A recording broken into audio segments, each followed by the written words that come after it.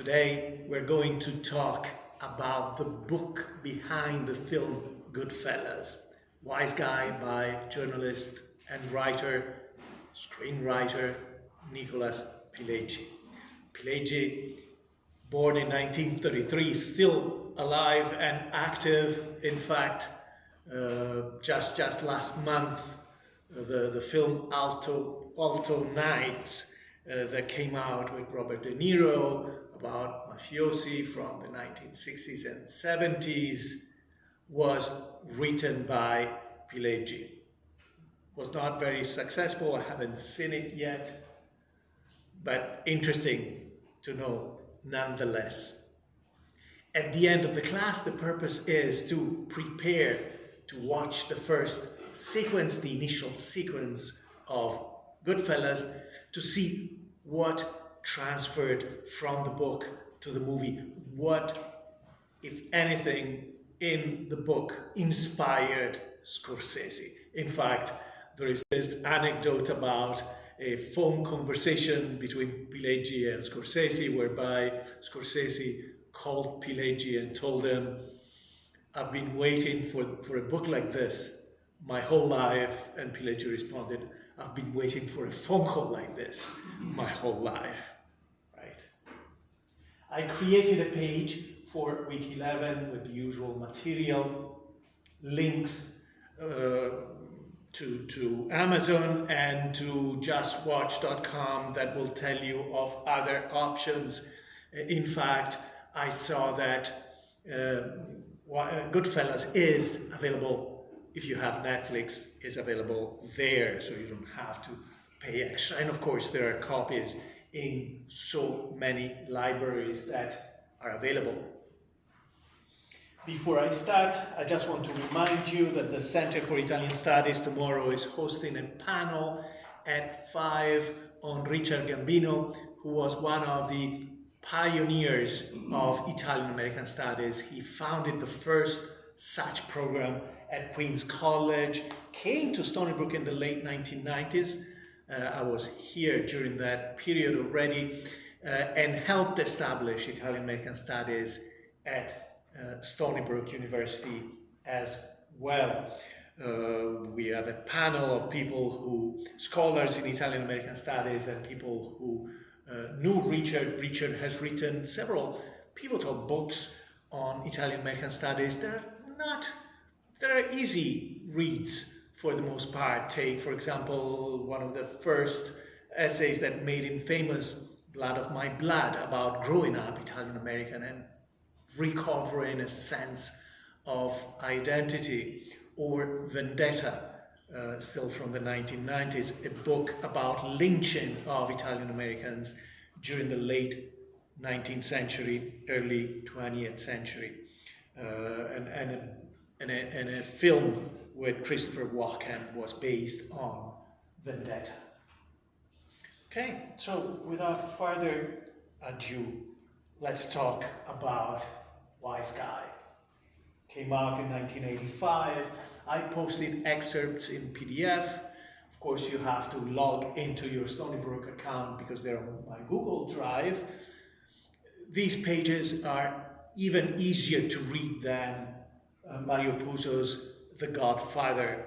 Very well written, great flow, and I definitely recommend that you try to read those pages.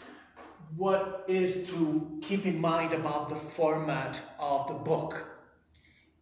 Essentially, there are three voices that are weaved within the narration pretty smoothly. The first voice is the voice of the author, Pileggi, right? So Pileggi collected through a series of interviews the memories of Henry Hill, the person on which the film is based, and also others, especially his wife, and then put together this narrative. Now, the narrator, in my mind, should be called a storyteller, because even though we have a journalist telling the story of the life of a member of a crime family, even though Henry Hill was never reached the level of being a made member of the mafia, remains pretty neutral and mostly non-judgmental. Doesn't comment, doesn't add information that might be construed as a commentary indirectly. And therefore, it's easy to say that this morally neutral, seemingly objective voice of the narrator turns into the voice of a fascinator, the voice of someone whose task was to package all the information provided by Henry Hill to make it appealing to the reader. And therefore, there is no escaping that there is an indirect celebration, a somewhat positive representation of the life of this character, right? Just the fact that the style is so neat, so elegant, that everything flows so well into a story, that you go seamlessly from a life of crime to a narrative about a life of crime that really wants to be read, becomes almost a glorification. It's not openly such, but certainly borders that because of the nature of the style. Anyone else would have interjected more thoughts about Henry Hill's life, and Pileggi's choice was not to do so. And it was a savvy decision, right? The second most important voice in the book is the voice of the character of the protagonist, Henry Hill. And mostly the tone, the style as it relates to the theme is apologetic. That is to say, it's clear that Henry wants to defend his choices, justify his lifestyle. And the apology, the justification, comes through very strongly with the help of these recurring themes. Age, because you're reminded constantly that he entered this lifestyle before his 12th birthday, right?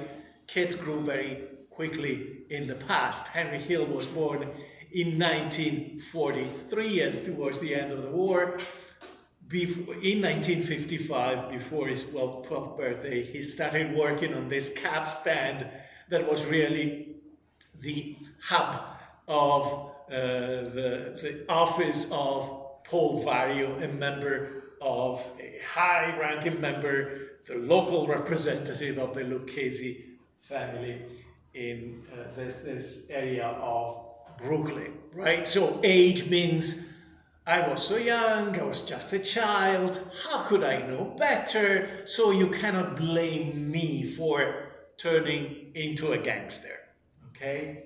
And age is combined, the theme of age is combined with the idea of the temptations that the lifestyle of these gangsters that Henry came into contact with represented or presented to him. And we'll look at the details of that temptation, but basically you have all the signs of wealth, power, influence over the local community. But it is also true that if you look carefully at this narrative, you'll notice that the context is really narrowed down to this small part of a neighborhood. Because this way it's easier for the reader to empathize with the wrong choices by the protagonist, right? Because it is as if he had no other choices, right? And you end up forgetting that there were millions of people in Brooklyn and New York City during that era growing up in similar conditions from low-income families. They didn't become criminals, right? Another indirect way to provide justification for the choices by Henry Hill, something that translated very much into the pace of the film, is the quick pace of his criminal life. Going from one crime to another, from one scheme to another, from one episode in this criminal life to another, with such a quick pace that there is no time to stop, reflect, consider other options, or consider ways to withdraw, pull out from this criminal lifestyle. And overall, the theme of the book is, for poor Henry Hill, and the same is true for the film, there was no way out. No way out of his criminal lifestyle until the only option became for him either be killed by Jimmy, by Polly, or become a collaborator with justice. And of course, the film ends with Henry entering the witness protection plan with his family. But if you go online, if you go to Wikipedia, the entry under the entry for Henry Hill, other places, you can find out more about what happened to him, how he was dropped off of the protection plan because he kept going back to crime, a life of crime. That was the only thing he could do, right? Even when he was offered a possibility to re-enter regular society. And he's not unique. Other mafiosi went from being collaborators to going back into a life of crime. Even Sammy the Bull Gravano suffered the same fall back. Some of the Sicilian mafiosi that collaborated with Italian police went back to dealing drugs and doing other crimes. Okay, so just to say that everything you find in the book and the film is packaged to become a story, right? So this is not a documentary, and although the film is based on a true story, the main intention is to make the story enjoyable. It is still entertainment, so we have to step back in order to assess the veracity of the story, or rather understand the way the story is influencing us as readers or viewers. The third voice, although represented in fewer passages, is the voice of Karen, the wife of Henry, and I called her voice explanatory. She's not trying to justify fully the reasons why she married him and stayed by him even when she became aware of his activities. But she's doing so by explaining in details her circumstances at the time of the marriage and later on, or when he ended up in prison and she would bring him drugs, pills to sell the other inmates, for example. So I would say, don't forget this idea of storytelling behind both the book and the film. And keep in mind that storytelling is easily constructed as an instrument of influence or even manipulation. Manipulation by distorting or omitting information that would change your judgment, your evaluation of the situation, and influence in a positive way because you like the story, you like the film, you want to know more, you're fascinated by this character even though you understand he's a villain. So storytelling is also something that is a content of the film and the book. That is to say, the lifestyle of the mafiosi involves also a lot of storytelling, right? Telling stories to the other members of the gang to influence their behavior, right? To educate them indirectly or to threaten them indirectly by telling a story about somebody else and how he was punished.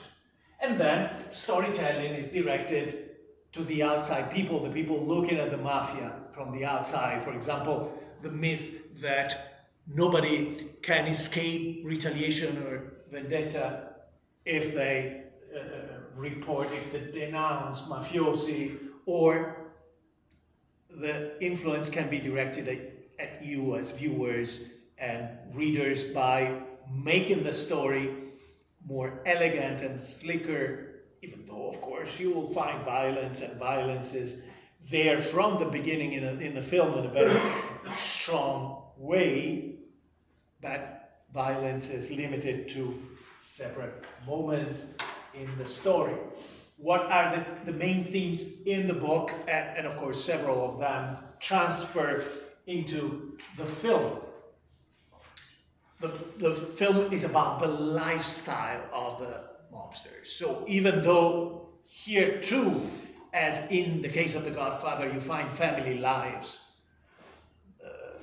Harry and his wife Karen, their kids, the families and the relatives of Paulie, his brothers, their families, that's not a primary theme.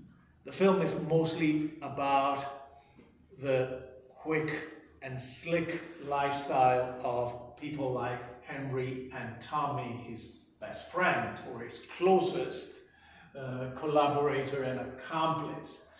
It's about power and wealth as an illusion. That is to say, at several points, the characters believe that they have power over the limited context of their crime operation, over society in general, and they believe that they can accumulate real wealth.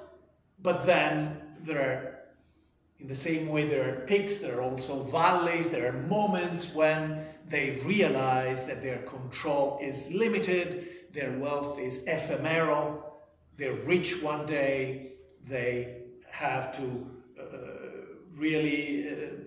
they're barely surviving the next day. And this is, in fact, although it becomes packaged with the other positive elements, this idea of a criminal life of criminals and the people involved connected to them as a series of ups and downs, constant series of ups and downs, is reflected in the memoirs of other criminals. For example, Sammy the Bull Gravano, that would be excellent examples. In general, in the reports by criminals who have managed to exit that lifestyle and look back, and you find plenty of them on the internet, on YouTube. I especially recommend the YouTube channel of Michael Franzese, written Franzese, but be careful because of course he's a manipulator. A great storyteller, but a great manipulator, but very direct about the shortcomings and the pitfalls of the mafia lifestyle. And there is an interesting channel, if you understand Italian, by a former bank robber. I'm trying to remember the name of the channel. I think it's called Oltre, O-L-T-R-E. And what I was saying comes out strongly there as well. Both Franzese and the Italian bank robber come out of 2 or 3 generations of criminals, among other things. So, do we have in this case the traditional arc of rise and fall in the crime world that we found in the case of Little Caesar, Scarface, but also The Godfather Part 1 and Part 2, if you take Michael's character? Not really, but simply because Henry Hill becomes a lower level member of the organization, and being far from the top of the pyramid, the top of the hierarchy, he's not a leader, and therefore he cannot be a true Machiavellian leader, and certainly is not a Machiavellian operator. He's a very sloppy criminal, whose only criminal qualities or redeeming professional qualities within the criminal world are drive and determination. That is to say, he's able to move quickly enough that he can escape detection and arrest for some time, but it's unavoidable. You know from the beginning of the book, you know from the beginning of the movie that it is only a matter of time before something goes wrong, exactly because control in his operations is very, very limited. So not a great application of Machiavellian principles.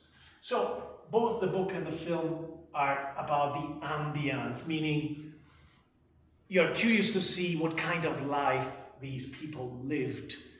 And a lot of shots are wider shots that allow you to bring in the places as well as the various people inhabiting those places, the way they're dressed, etc. But in terms of ambience, please note that you have a lot of scenes that are nocturnal, a lot of scenes in darker places inside. So I would suggest, think of the representation of these mafiosi as if they were vampires, right? Meaning, similar to a group of vampires, once you become a vampire, once you become a mafioso, there is no way out, right? And you're forced to connect to people that are similar to yourself, and by the end of the film, you can only connect, relate to people inside your world. Once they turn on you, then you have no life. Yes, you can go into the witness protection plan, but then you experience this emptiness, and this is what happens after the film in real life. The film is very much about camaraderie. I put this term rather than friendship because is it real friendship among these people, especially between Tommy and who's so volatile, right? Joe Pesci got the Oscar because he played for Best Supporting Actor, because he played the character of Tommy so beautifully. But can you really have a core friendship with somebody like that? But there is camaraderie. There is this sense that you're always with your accomplices, that you live your life, that you spend more time with your accomplices than with your wife, your kids, your relatives, right? And you're doing things together. You spend a lot of time talking, waiting, doing nothing, but then you go through critical activities or critical moments that are very intense. Another theme, something that is not just style, but also permeates the representation, is this idea of a quick-paced existence, right? That a criminal like Henry will be a criminal and do criminal stuff even when it is not necessary, right? Just to keep active. And therefore, because of this very quick pace, as I said before, there is no time for remorse, right? Henry doesn't feel anything about his victims, but also notice that there is little time for enjoyment as well, right? The peaks are transient, limited in time, they disappear, vanish rapidly, and the constant in Harry's life, and especially in the film, is a sense of anxiety, right? Anxiety meaning that he's constantly worried, that there is always something that needs to be addressed. And that's why, as we will see, the first sequence takes you bluntly and very dramatically into a world of violence, right? The first scene will be Henry with De Niro and Pesci, his accomplices, in a car. They're going to bury a corpse, what they believe to be a corpse of a made man that Tommy killed. They have to hide this to avoid retaliation, because you cannot kill a mafia made man without authorization from the higher ups. And then they hear thumping and realize that Billy Blatt is not dead, and they have to brutally finish their murder. Okay, but you can see the tension in their faces in the car even before they come to that realization. Of course, this is the story of Henry in the book. It is also the story of Henry in the film, so his point of view is very important to consider. What is his point of view? Interestingly, from the beginning, they talk about his detachment, right? As opposed to Tommy, Henry seems to be existing on the outside of this world, constantly drawn to it, constantly fascinated by it, but there is something that keeps him from getting more into it, as opposed to other people who embrace this lifestyle without even realizing what it is about. It becomes second nature to them. So the book, and of course all the quotation marks highlight phrases from the book. They called his point of view the outsiders. And at the same time, it's interesting that they say in the prologue that Henry was all eyes. That is to say, Henry is constantly, from the beginning, observing the others.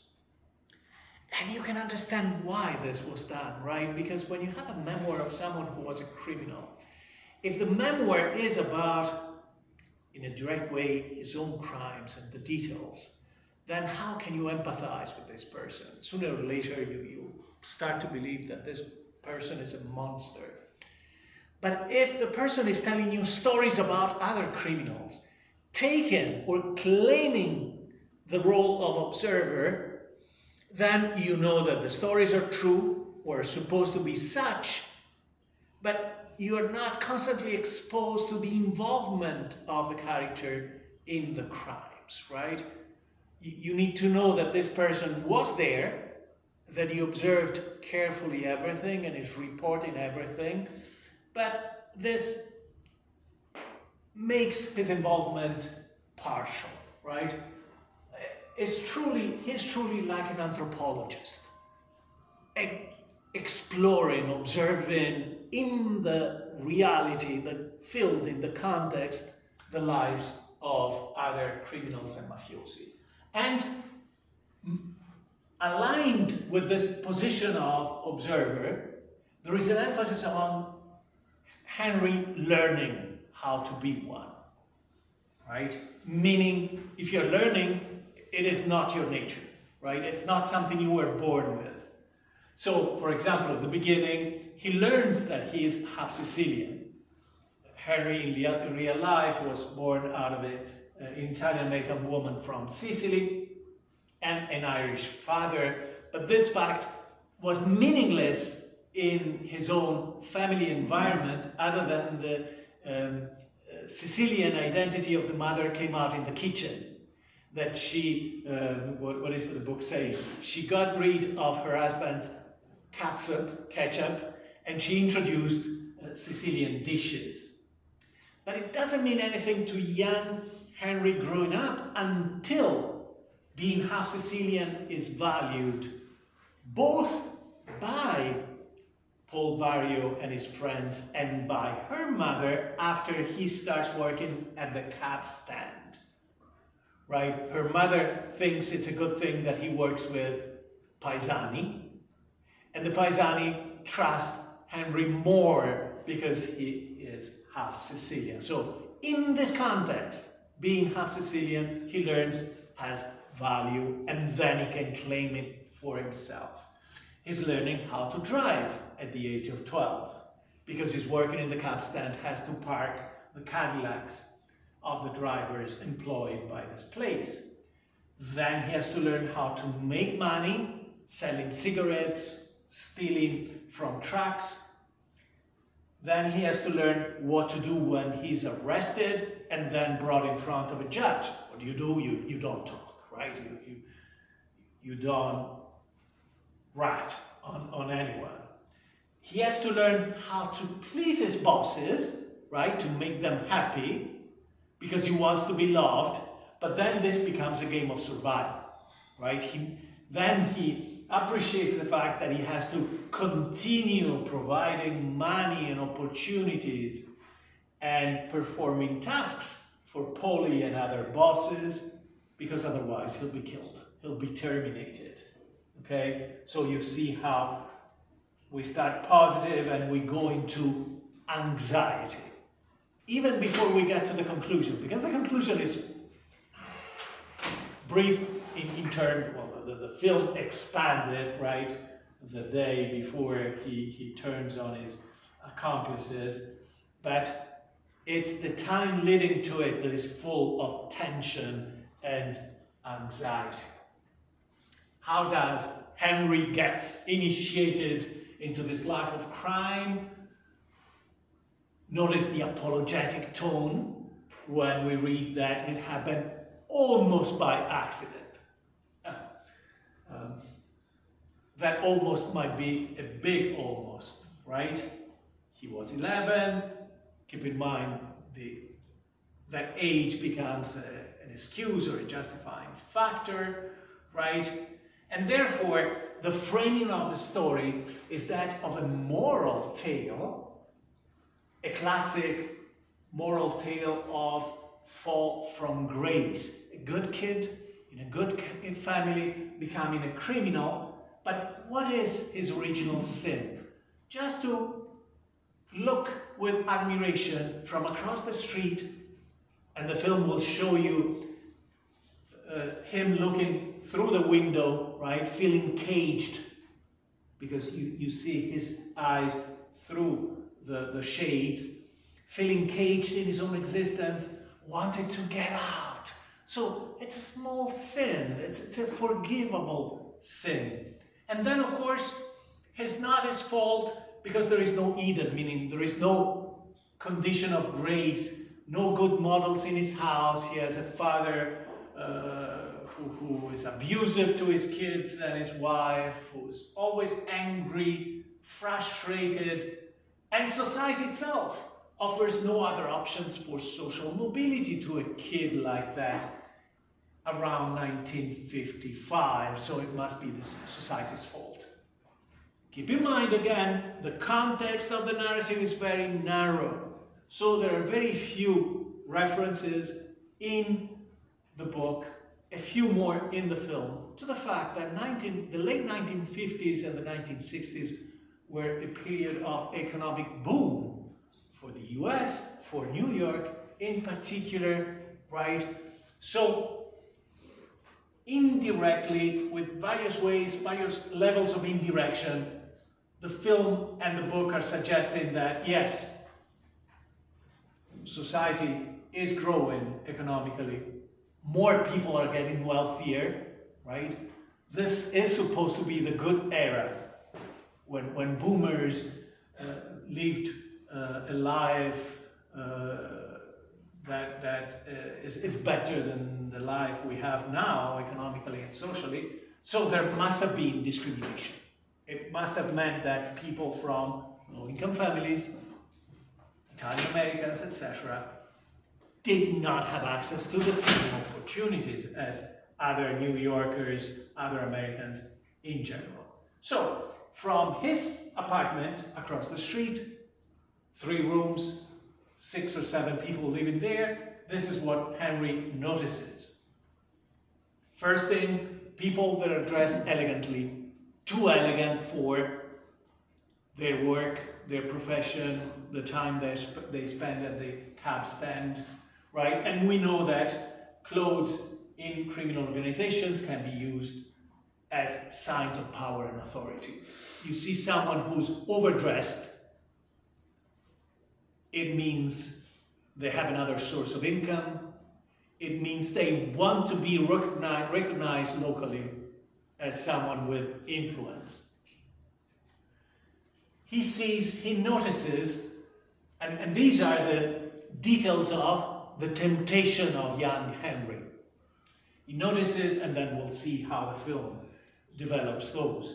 He notices that they never have to pay a ticket, even though they double park their cars all the time. That when they're not working on those cars, they're playing cards, screaming, shouting, joking, but no one in the neighborhood, in the house, in the buildings, in the apartments nearby dare to complain. So they have clout, they have authority. They're intensely social, so there is something tribal that attracts Henry. The closeness of these guys with each other, right? That they spend time with each other, they're never tired of each other, right? They entertain each other in ways that his family is failing to do. Family should be a closer unit, a tighter unit. Yet, it seems like the positive model of relationships is the other side of the street. And the visible signs of wealth, $20 bills in big, thick wads, diamond pinky rings as big as a walnut, right? And I don't know if you ever seen Joe Pesci later in a skit at SNL trying a ring. If you haven't seen it, I suggest you go look for it, where he goes to a jewelry store, tries several pinky rings, but the ultimate test is Joe Pesci going to the mirror and mimicking an argument where he's always showing the ring and trying to see if the ring carries the argument well for him. And the temptation is finally declared in chapter 1. The sight of all that wealth and power was intoxicating, right? So it overwhelms the rationality of this kid. Once this attraction takes the kid to work at the cab stand, he's completely immersed in this new life, and therefore there is no coming back. He was always at a cab stand, the book will tell you, and this becomes an indirect justification, right? How could he explore other options if his whole life, all the time he spent over there, he drops out of school, clearly, and we have a scene about that is stereotypical for these films. What's left at the other side of the street? If you imagine in terms of moral justification, what would Henry be going back to? Well, a family with an angry father who's an electrician can support his family, but there is no extra money for anything. They barely get by. And a mother who's equally frustrated, she's not working, and clearly she has a brain, she has qualities, she has skills, but she cannot officially take the leadership of the family, right? Because that would produce an explosion of anger, possibly violence and abuse by her husband, right? So there is no going back because there is no good alternatives, no better alternatives, right? The moral justification comes from there is a dysfunctional family, and therefore this kid is preyed upon by these mafiosi. Only later in the book, we discover about the reality of the cab stand, which is no cab stand, right? These are the headquarters of Paul Vario, Paulie. He's a rising star in the Lucchese family. This could have been the story of rise and fall, but the film focuses on the secondary character, criminally speaking, of Henry, and he is in charge of the rackets for this area, right? So Poli is the one controlling gambling, loan sharking, labor rackets. It means that people have to pay for their membership, but part of the money goes to the mafia. And there are positions within the union that are just empty shells. Mafiosi will get a stipend and do nothing for the union itself, no real work. In fact, the real Paul was condemned for this fake labor activity. And extortion in the area, meaning you go and get money from people who have a shop or other activities. Notice that the list is trying to influence you because there is no direct reference to any criminal violence, but there is a lot of criminal violence that goes on in the background. Okay, you also had some legitimate business, a flower shop, a pizzeria, but that's normal, right? Tommaso Buscetta, the most famous collaborator, former mafioso who collaborated with Italian police, at some point found refuge in New York City, ran a pizzeria in Manhattan, claiming he was making $10,000 a week because he was also a good businessman, and maybe he did. Okay, and in a Machiavellian way, the mission of Poli is to maintain order, right? And Paul Vario's leadership is very Machiavellian. Just look from the beginning of the representation of this character, how he is arrested and condemned initially as a young man. He was born in the 1910s. But then, as he acquires more power, he cannot be convicted anymore. Witnesses are scared and don't want to testify. Judges are bribed or influenced by political connections and give Poli a fine, in one case a fine in lieu of a 15-year-old, what might have been a 15-year-old sentence. As a Machiavellian leader, Paul abhors unnecessary violence, but then there is the ironic voice of the observer of Henry saying, what is the unnecessary violence? Any violence that Poli didn't order. Meaning that, yeah, apparently he used violence strategically because violence is bad for business, gets too much attention from the police, but in reality, there are instances of excessive use of violence. Poli is fearless, right? He's not scared. He's very solid, very quiet. Impossible to surprise means that even if he hears a noise that could be considered a shot, a gunshot, doesn't react. He reacts very slowly. Seems invulnerable and deliberate. He has this charisma, this influence. His leadership comes both with force that he can deploy through his associates and with influence and authority, right? Exuded the sort of lethargy that sometimes accompanies absolute power. Notice once again the irony. What in The Godfather was quiet force becomes lethargy. That is to say, he seems, and Sorvino played the character that way. Sorvino has this animalesque face, right? It's thick, but at the same time, there is some power that comes out of the character. And of course, the film will also tell you how Poli was afraid of being convicted again, therefore he did everything in the back, right? Never having his name associated with crime in a direct way, using others to order, right? Having these levels, these buffers, as we saw in The Godfather.